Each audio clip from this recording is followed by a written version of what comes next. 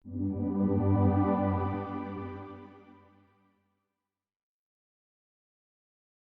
a topic which is not only important for medical or healthcare students but equally important for life science students as well. Hello students, मेरा नाम है doctor आज़ाद आलम सिद्दीकी। एक बार फिर से आपका स्वागत है मेरे चैनल इडोस्फेयर में। इस वीडियो सीरीज में हम जानेंगे ब्लड और उसके कंपोनेंट्स के बारे में। ब्लड कैसे ट्रांसपोर्ट करता है गैसेस को, न्यूट्रिएंट्स को, वेस्ट प्रोडक्ट्स को, कैसे सपोर्ट करता है हमारे इम्यून सिस्टम को, और कैसे ब्लड के टेस्ट करने से हमें बहुत सारे डिजीजेस को डायग्नोस करने में हेल्प मिलती है और उनके ट्रीटमेंट में हेल्प मिलती है। इन सारे सवालों के जवाब हम जानेंगे इस वीडियो सीरीज में। जानते हैं ब्लड और उसके कंपोनेंट्स के बारे में। अगर हमें ब्लड के बारे में जानना है तो हमें उन 4 कंपोनेंट्स को अच्छे से समझना पड़ेगा जो मेन पार्ट हैं ब्लड के: blood plasma, RBCs, WBCs or platelets. Blood actually is a collection of different types of cells that performs a specific function in an organism. Although blood is a fluid, but it is considered as a tissue called connective tissue, just like other tissues like skin, bones, muscles. Blood के दो main components हैं। पहला है fluid part जिसको हम plasma बोलते हैं, दूसरा है सॉलिड या फॉर्म्ड एलिमेंट्स। ब्लड के कुछ इंपॉर्टेंट पॉइंट्स हैं जिनको जानना बहुत इंपॉर्टेंट है। पहला है कि अगर हम बात करें किसी भी एक हेल्दी पर्सन की, तो उसके टोटल बॉडी वेट का 8 to 10% होता है ब्लड। जैसे इसको ऐसे समझते हैं कि अगर कोई पर्सन 70 kg का है तो 70 इंटू 8 डिवाइडेड बाई 100 अगर हम करें तो हमें मिलता है 5.6 लीटर। मीन्स एक हेल्दी पर्सन की अगर हम बात करें मेल की, तो उसमें जो ब्लड का वॉल्यूम होता है वो 5 to 6 लीटर होता है, और फीमेल में 4 to 5 लीटर, क्योंकि ये बॉडी वेट पे डिपेंड करता है। डेंसिटी की बात करें तो ब्लड ज्यादा डेंस होता है एज कम्पेयर टू अगर हम वाटर की बात करें। इसको समझने के लिए अगर हम पोर करें किसी सरफेस पे तो वाटर इजिली फ्लो हो जाता है, ब्लड का फ्लो उतना स्मूथ नहीं होता है क्योंकि वो ज्यादा डेंस होता है। ब्लड का पीएच जो कि 7.35 से 7.45 के बीच में होता है, या आप कह सकते हैं मीन वैल्यू 7.4 होती है। आपके जहन में भी एक सवाल आ रहा होगा कि ब्लड का पीएच 7.4 या स्लाइटली बेसिक क्यों होता है, ये न्यूट्रल या एसिडिक क्यों नहीं होता। इस सबसे इंपॉर्टेंट वजह है ऑक्सीजन का ट्रांसपोर्ट। ऑक्सीजन आपको पता है कि बाइंड होता है हीमोग्लोबिन के साथ और ट्रांसपोर्ट होता है वो सभी सेल्स के पास। इस पर्टिकुलर पीएच पे ऑक्सीजन की बाइंडिंग हीमोग्लोबिन के साथ सबसे अच्छी होती है। दूसरा इंपॉर्टेंट वजह है एंजाइम्स जो ब्लड में पाए जाते हैं, उनको काम करने के लिए एक ऑप्टिमम पीएच चाहिए होता है, और वो ऑप्टिमम पीएच होता है 7.4। और एंजाइम्स इतने स्पेसिफिक होते हैं कि अगर पीएच को थोड़ा सा भी चेंज कर दिया जाए, चाहे ज्यादा कर दिया जाए या कम कर दिया जाए, तो वो डीनेचर हो जाते हैं, और डीनेचर होने के बाद उनकी जो फंक्शनैलिटी है वो लॉस हो जाएगी। तो नेचर ने जो पीएच सेट किया है वो है 7.4, इसीलिए ह्यूमंस में जो ब्लड का पीएच होता है वो 7.4 होता है। सभी जानते हैं ब्लड का कलर रेड होता है। अगर आपसे क्वेश्चन पूछा जाए तो आप सभी बताएंगे कि उनमें आरबीसी पाई जाती है। आरबीसी को इसीलिए रेड ब्लड सेल्स बोला जाता है क्योंकि उनका कलर रेड होता है। लेकिन क्यों? तो बहुत सारे स्टूडेंट्स का जवाब आता है due to presence of haemoglobin. Yes, it is true. लेकिन अगर आपसे पूछा जाए कि हीमोग्लोबिन ऐसा क्या करता है, वैसे हम इस चीज को डिटेल में जब हीमोग्लोबिन का चैप्टर डिस्कस करेंगे वहां पे बात करेंगे, लेकिन फिर भी मैं आपको थोड़ा सा बता दूं। Haemoglobin is made up of haem plus globin. Globin is a protein. जो हीम पोर्शन है, हीम एक्चुअली बना हुआ है आयरन प्लस पोरफायरिन। यही हीम जो पोर्शन होता है ये एक्चुअली रिस्पॉन्सिबल होता है ब्लड के कलर के लिए, जो रेड कलर होता है। और दूसरी चीज और बता दूं कि ब्लड सभी ऑर्गेनिज्म में रेड नहीं होता। बहुत सारे ऐसे ऑर्गेनिज्म है जिसमें ब्लड का colour blue, green, pink, even purple तक भी होता है। और कुछ एक्वेटिक एनिमल्स ऐसे भी हैं जिनमें ब्लड का कलर ही नहीं होता, वो बिल्कुल ट्रांसपेरेंट कलर के होते हैं। जो ब्लड होता है वो स्लाइटली सॉल्टी नेचर का भी होता है, मेटेलिक सॉल्टी आप बोल सकते हैं, और it is because of presence of sodium, potassium, magnesium salts. Blood जैसा कि मैंने बताया it is called river of life, और इसकी होने की वजह यह है कि इसके बहुत सारे इंपॉर्टेंट फंक्शंस हैं। कुछ फंक्शंस जो हम डिस्कस करने वाले हैं उनमें पहला फंक्शन है ट्रांसपोर्ट का। ब्लड ट्रांसपोर्ट करता है गैसेस को, जैसे ऑक्सीजन, कार्बन डाइऑक्साइड को। ऑक्सीजन को ट्रांसपोर्ट कराता है लंग्स से डिफरेंट सेल्स के पास, और कार्बन डाइऑक्साइड को वापस से डिफरेंट सेल से लंग्स के पास। एंजाइम्स भी बहुत सारे ऐसे हैं जो ब्लड में पाए जाते हैं और ब्लड के थ्रू ट्रांसपोर्ट होते हैं, जैसे कार्बोनिक एनहाइड्रेज है, प्रोटीन काइनेजेस हैं, हार्मोन्स जो कि सिंथेसाइज होते हैं एंडोक्राइन ग्लैंड्स के थ्रू। और हमारी बॉडी में बहुत सारे एंडोक्राइन ग्लैंड्स हैं जो डिफरेंट लोकेशंस पे पाए जाते हैं।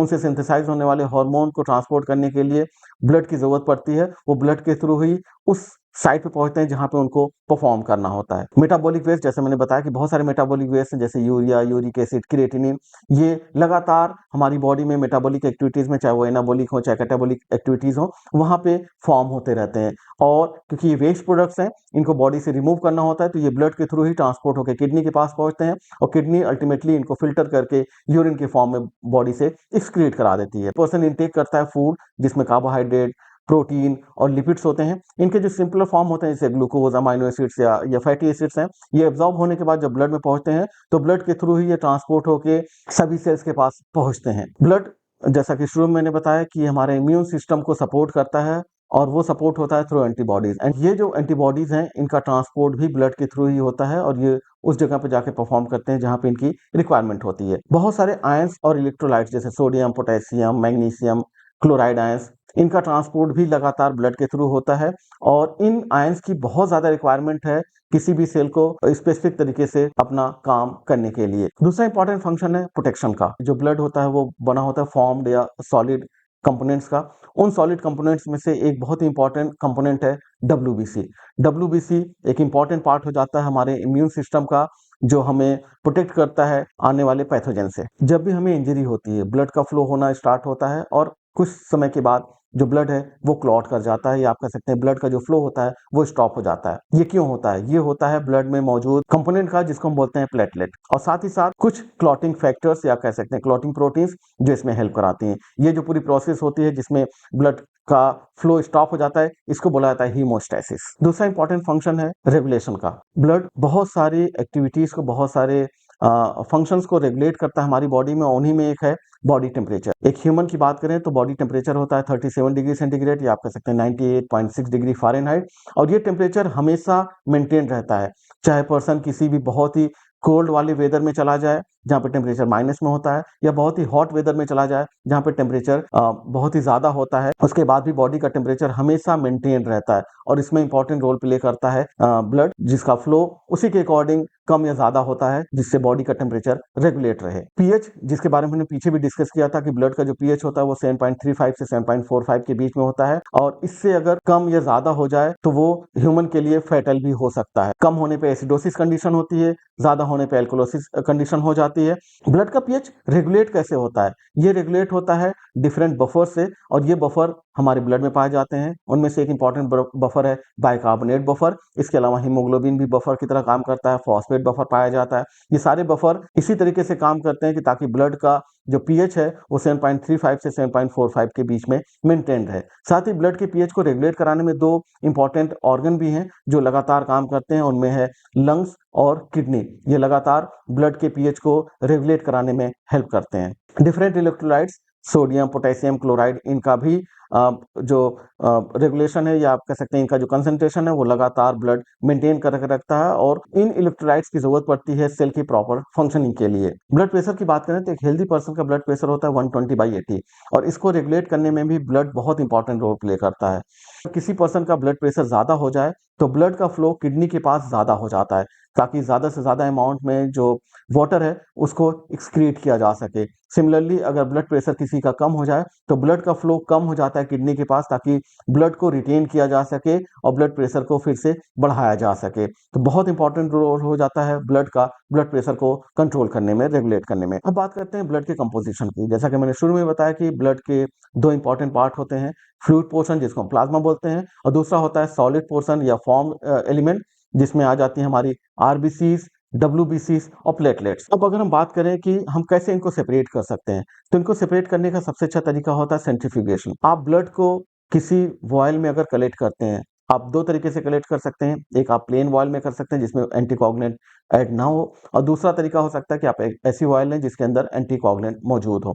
अगर एंटीकोगुलेंट है तो आपको सेंट्रीफ्यूज करना पड़ेगा उस ब्लड सैंपल को। सेंट्रीफ्यूज करने के बाद आपको कुछ इस तरीके से डिफरेंट जो ब्लड के कंपोनेंट्स हैं वो मिल जाते हैं। सबसे ऊपर आपको मिलता है प्लाज्मा पोर्शन जो 50 से 55% के आसपास होता है। बीच में एक लेयर मिलती है जिसको बफी कोट कह सकते हैं, ये होती है लेस देन 1%, और इसमें होती है हमारी ल्यूकोसाइट्स और प्लेटलेट्स। सबसे नीचे डार्क रेड कलर में आपको मिल जाती है इरिथ्रोसाइट्स जो 45 से 50% के आसपास होती हैं। जो प्लाज्मा पोर्शन है, अगर हम उसकी बात करें तो टोटल प्लाज्मा पोर्शन का अप्रॉक्स 90 to 92% तो वाटर हो जाता है।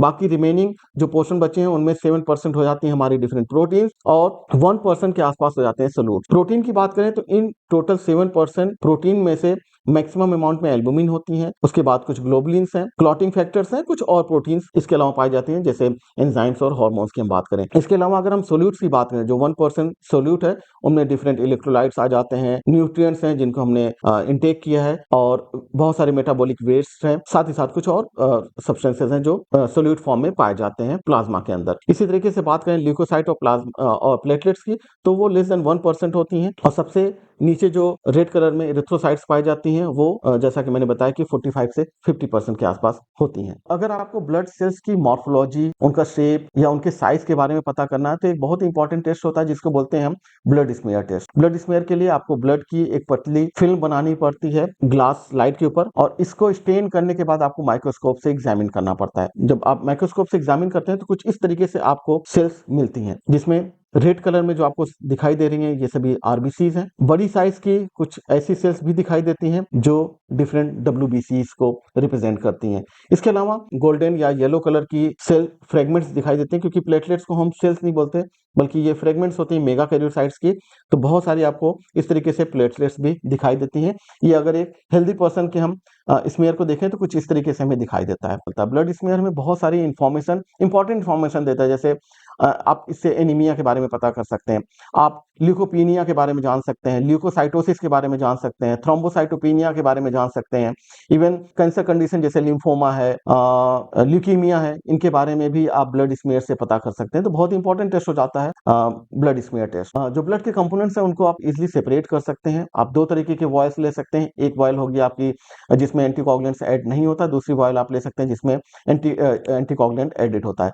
जिसमें एंटीकोगुलेंट ऐड नहीं है, ऐसे ब्लड को अगर आप 15 से 30 मिनट्स के ड्यूरेशन में रूम टेम्परेचर पर रख दें तो ब्लड क्लॉट हो जाता है, क्योंकि उसमें जो क्लॉटिंग फैक्टर्स होती हैं, प्रोटीन्स होती हैं, वो ब्लड को क्लॉट करा देती हैं, और आपको सीरम और जो जो ब्लड के दूसरे कंपोनेंट्स हैं वो सेपरेट होकर मिल जाते हैं। लेकिन अगर आपने एंटीकोगुलेंट ऐड किया तो ऐसा ब्लड क्लॉट नहीं होता, फिर आपको उसको सेंट्रीफ्यूज करना पड़ेगा, और अगर उसे आप 2000 आरपीएम पे 5 से 10 मिनट के लिए सेंट्रीफ्यूज कर दें तो आपको कुछ इस तरीके से डिफरेंट पोर्शन सेपरेट होके मिल जाते हैं। सबसे ऊपर आपको मिल जाता है प्लाज्मा पोर्शन, सेंटर में एक लेयर मिल जाती है जिसमें ल्यूकोसाइट्स और प्लेटलेट्स होती हैं, और सबसे नीचे आपको मिल जाती हैं इरिथ्रोसाइट्स। अगर इन कंपोनेंट्स के बारे में हम बात करें, पीछे की स्लाइड्स में बताया है कि प्लाज्मा होता है 50 to 55%। उस प्लाज्मा में मैक्सिमम अमाउंट में वाटर होता है, 7% के आसपास उसमें प्रोटीन्स होती हैं, लेस देन 1% कुछ रेगुलेटरी प्रोटीन्स होती हैं, और 1% सोल्यूट होता है। जो 90 to 92% वाटर होता है वो फ्लूइड फॉर्म में होता है, और इसका मेन काम होता है ट्रांसपोर्ट का। जो प्रोटीन्स हैं उनमें मैक्सिमम अमाउंट में होती है हमारी एल्बुमिन, जो 54 से 60% के आसपास होती हैं, और इनको सिंथेसाइज करता है लीवर, और इनका मेन काम होता है ऑस्मोटिक प्रेशर को कंट्रोल करना या ऑस्मोटिक कंसंट्रेशन को मेंटेन करना, साथ ही साथ लिपिड के ट्रांसपोर्ट में हेल्प कराती हैं। दूसरी जो प्रोटीन्स हमारी होती हैं वो है ग्लोबुलिन्स, जो 35 से 40% के आसपास होती हैं। इनको भी फर्दर बांटा गया है डिफरेंट कैटेगरीज में। जो अल्फा और बीटा ग्लोबुलिन्स हमारी होती हैं उनका काम होता है ट्रांसपोर्ट का और ऑस्मोटिक कंसंट्रेशन को मेंटेन करने का। दूसरी जो हमारी एक और इंपॉर्टेंट ग्लोबुलिन है वो है गामा ग्लोबुलिन, या उनको हम इम्यूनोग्लोबुलिन्स भी बोलते हैं, या आप सिंपल फॉर्म में आप कह सकते हैं एंटीबॉडीज। वो हमारे इम्यून रिस्पॉन्सेज में हेल्प करती हैं, हमारे इम्यून सिस्टम को हेल्प कराती हैं। एक और प्रोटीन इंपॉर्टेंट है फाइब्रिनोजन, जो सबसे कम अमाउंट में होती है 4 to 7% के आसपास। सिंथेसिस इनकी होती है लीवर के थ्रू, और ये ब्लड क्लॉटिंग में हेल्प करती हैं। जो रेगुलेटरी प्रोटीन है उनमें मेनली आ जाती है हमारी हार्मोन्स और एंजाइम्स, और ये इनकी सिंथेसिस के वेरियस सोर्सेज हैं, डिफरेंट ऑर्गन्स में डिफरेंट सेल्स में सिंथेसाइज होती हैं, और इनका मेन काम होता है रेगुलेशन का, बॉडी के डिफरेंट फंक्शंस को रेगुलेट कराती हैं। जो सोल्यूट्स हैं वो डिफरेंट तरीके के सोल्यूट्स हो सकते हैं, जैसे न्यूट्रिएंट्स हैं, गैसेज हैं, वेस्ट प्रोडक्ट्स हैं, इनके डिफरेंट सोर्सेज हैं और इनके डिफरेंट रोल्स हैं। बात करें फॉर्म्ड एलिमेंट के या सॉलिड एलिमेंट के, जो 45 से 50% के आसपास होता है, इनमें आ जाती है हमारी सबसे ज्यादा अमाउंट में इरिथ्रोसाइट्स, जो ऑलमोस्ट 99% होते हैं टोटल फॉर्म्ड एलिमेंट का। लेस देन 1% होते हैं ल्यूकोसाइट्स, और लेस देन 1% में ही आ जाती है हमारी प्लेटलेट्स। इरिथ्रोसाइट्स जो होती हैं वो रेड बोन मैरो में सिंथेसाइज होती हैं, और इनका मेन काम होता है गैसेस को ट्रांसपोर्ट कराने का, मेनली ऑक्सीजन और कार्बन डाइऑक्साइड। दूसरे जो हमारे ल्यूकोसाइट्स हैं जो लेस देन 1% होती हैं, इनको फर्दर बांटा गया है 2 कैटेगरी में, जिनको हम डिटेल में आगे बात करेंगे। ग्रेनुलर ल्यूकोसाइट्स और ए ग्रेनुलर। ग्रेनुलर में ये 3 आ जाती हैं, न्यूट्रोफिल्स, स्नोफिल्स, बेसोफिल्स, ये सिंथेसाइज होती हैं रेड बोन मैरो में और इनका काम होता है इम्यूनिटी प्रोवाइड कराना। दूसरी जो हमारी ए ग्रेनुलर है जिसमें हमारी लिम्फोसाइट्स और मोनोसाइट्स आ जाती हैं, ये बोन मैरो में भी सिंथेसाइज होते हैं और लिम्फेटिक टिश्यूज में, और इनका भी काम होता है इम्यूनिटी प्रोवाइड कराना। लास्ट में हमारा जो एक और कंपोनेंट है वो है प्लेटलेट। इसकी सिंथेसिस होती है मेगा कैरियोसाइट्स के ब्रेकडाउन से, और इनका काम होता है हीमोस्टेसिस को मेंटेन कराना।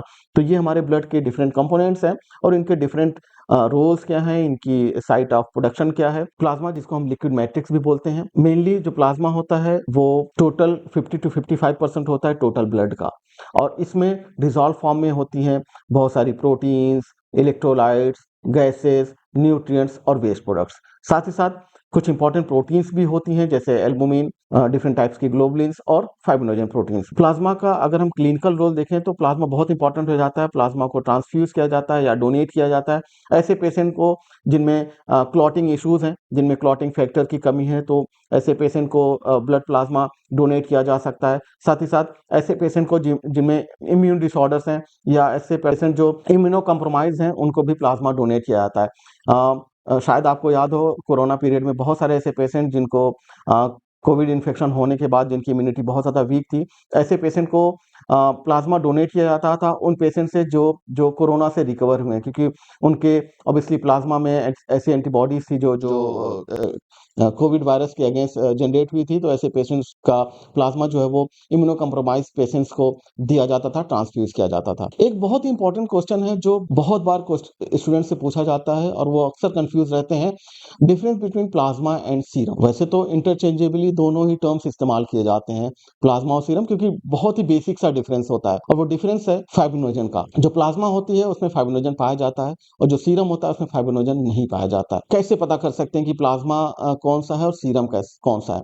अगर आपने अपनी जो वायल है जिसमें आपने ब्लड कलेक्ट किया है उसमें अगर आपने एंटीकोगुलेंट यूज किया है, तो अब जो ब्लड है वो कोगुलेट नहीं होगा, यानी जो उसमें फाइब्रिनोजन का मेन काम होता है क्लॉटिंग का। तो अगर आपने एंटीकोगुलेंट इस्तेमाल किया है, दैट मीन्स कि वो जो ब्लड है वो क्लॉट नहीं होगा। वो अब उसमें से अगर आपको फ्लूइड पोर्शन को सेपरेट करना है तो आपको सेंट्रीफ्यूज करना होगा। सेंट्रीफ्यूज करने के बाद जो आपको पोर्शन मिलता है इसको बोलते हैं प्लाज्मा, क्योंकि इसमें फाइब्रिनोजन भी मौजूद होगा।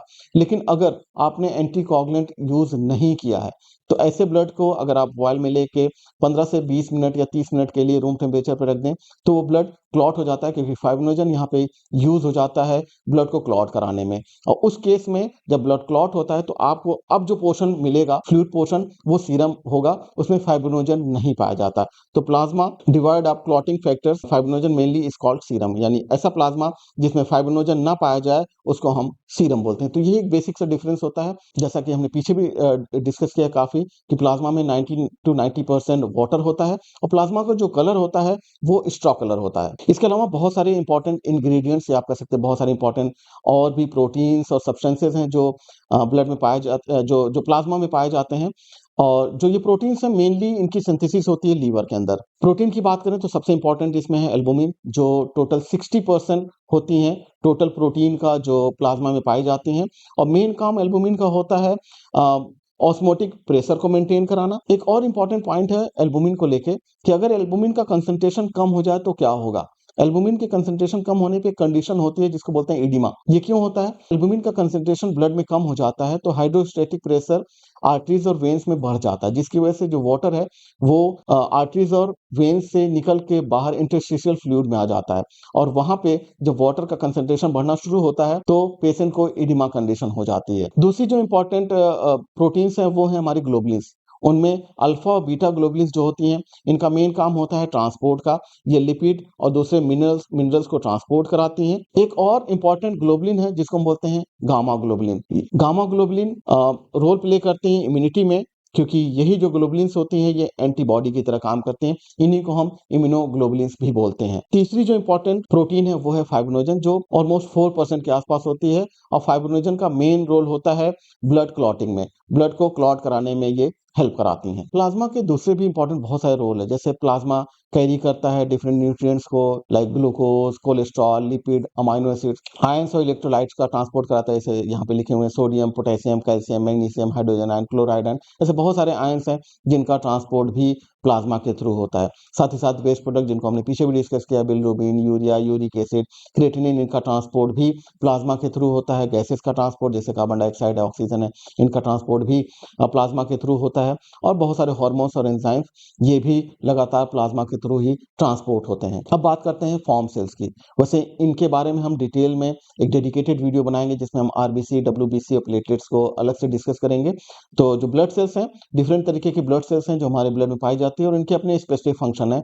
जो ब्लड सेल्स हैं वो हमारी आरबीसी, दूसरी जो ब्लड सेल है वो है डब्ल्यूबीसी जिसको ल्यूकोसाइट्स भी बोला जाता है, और तीसरी ब्लड सेल है जिसको हम प्लेटलेट बोलते हैं या थ्रोम्बोसाइट्स। हेमेटोपोएसिस, हीम यानी ब्लड, पोएसिस मीन्स डेवलपमेंट या प्रोडक्शन, यानी ब्लड सेल का प्रोडक्शन कहलाता है हिमेटोपोएसिस। एक ऐसी प्रोसेस जिसके थ्रू जो ब्लड सेल्स हैं वो फॉर्म होती हैं। हमारे बोन मैरो में बेसिकली दो तरीके की सेल्स पाई जाती हैं, एक होती है माइलॉइड स्टेम सेल्स और एक होती हैं लिम्फॉइड स्टेम सेल्स।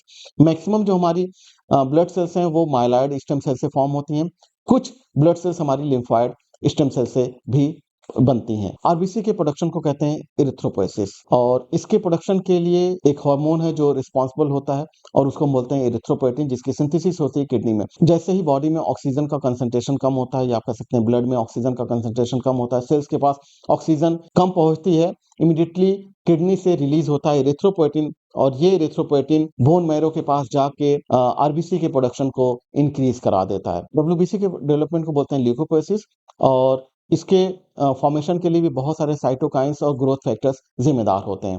और लास्ट में आता है प्लेटलेट। प्लेटलेट की सिंथेसिस को बोला जाता है थ्रोम्बोपोएसिस। तो स्टूडेंट, ये रहा आज का वीडियो। इस वीडियो सीरीज में आगे बहुत सारे और भी वीडियोस आने वाले हैं जिसमें हम डब्ल्यूबीसी, आरबीसी, प्लेटलेट्स के बारे में डिटेल में पढ़ेंगे, प्लाज्मा के बारे में डिटेल में पढ़ेंगे। तो आप बने रहिएगा इस चैनल के साथ, और अगर आपको ये वीडियो पसंद आया तो इसे लाइक, शेयर और सब्सक्राइब जरूर करिएगा। आगे हम और भी अच्छे अच्छे वीडियोस इस तरीके से लाते रहेंगे। Thank you, all the best.